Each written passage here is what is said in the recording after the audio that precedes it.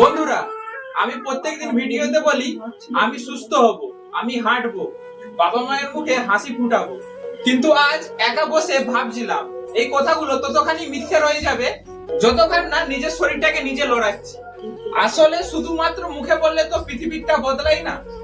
যতক্ষণ না কিছু করে দেখাচ্ছি বন্ধুরা, ততক্ষণ এই কথার কোনো মূল্য নেই আপনাদের কাছে। মানুষ তখনই বিশ্বাস করবে যখন আমি এই ওয়ার্কার ছেড়ে নিজের পায়ে ভর দিয়ে দাঁড়াবো। বন্ধুরা, স্বপ্ন দেখা বহুত সহজ, কিন্তু সেই স্বপ্নকে মাটিতে টেনে আনা বহুত কঠিন।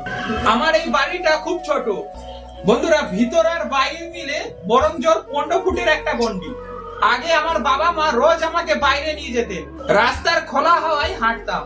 কিন্তু সময়ের সাথে সাথে তাদেরও তো বয়স বাড়ছে, তাদের শরীর আর আগের মতো সাথ দেয় না। আমি আর চাই না আমার ওজনের ভার তাদের ক্লান্ত শরীরটা বইুক।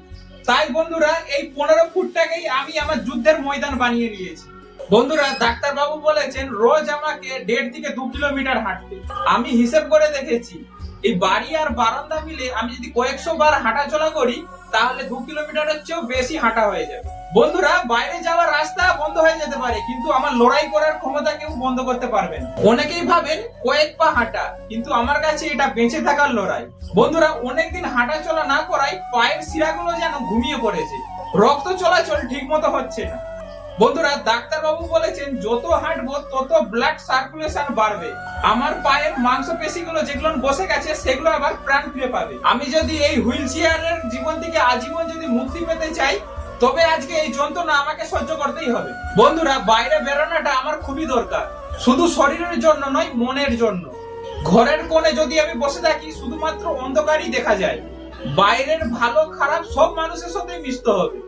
কেউ হয়তো করুণা করবে, কেউ হয়তো অবজ্ঞা করবে, কিন্তু এই দুই ধরনের অভিজ্ঞতাই আমাকে কিন্তু সফল হতে সাহায্য করবে।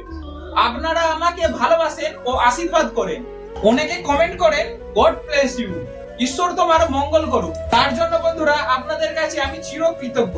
বন্ধুরা, আজকে আপনাদেরকে একটা কথা স্পষ্ট করে বলতে চাই। বন্ধুরা, আজকে আমি যদি না নিজের দিকে কিছু চেষ্টা করি তাহলে উপরওয়ালাও রাস্তা দেখাবে না। বন্ধুরা, যারা নিজে হাঁটার চেষ্টা করে বা কিছু করার চেষ্টা করে তাদেরকে একমাত্র উপরওয়ালা কিন্তু রাস্তা দেখায়। আমি যদি ঘরে বসে শুধুমাত্র আপনাদের কাছে আশীর্বাদ চাই, তবে আগামী দিনে আমার এই হুইল চেয়ারই শেষ ঠিকানা হয়ে থাকবে, তবে আমি সেটা হতে দেব না। আগামী দিনে আপনারা আরেক অন্য হরিপদকে দেখবেন যে খালি স্বপ্ন দেখে না, স্বপ্নকে তাড়া করে। আমার জন্য আপনারা প্রার্থনা করবেন না, বরঞ্চ আমার এই লড়াইয়ে আপনারা সামিল হন। দেখা হবে বিজয়ের দিনকে, যেদিন আমি এই সব কথাগুলোকে সত্যি করতে পারবো, আপনাদের কাছে এই সব কথাগুলোকে সত্যি করে দেখাতে পারবো। চলুন ভিডিওটা এখানেই শেষ করছি। যদি আপনাদেরকে এই ভিডিওটা ভালো লাগে বন্ধুদের কাছে শেয়ার করে দিবেন এবং আমার চ্যানেলটাকে ফলো করে দিয়ে, আর ইউটিউব চ্যানেল থেকে যদি দেখে থাকেন তো ইউটিউব চ্যানেলটাকে সাবস্ক্রাইব করে দিয়ে বেল আইকনটাকে প্রেস করে দিয়ে আমার পাশে থাকবেন। ধন্যবাদ।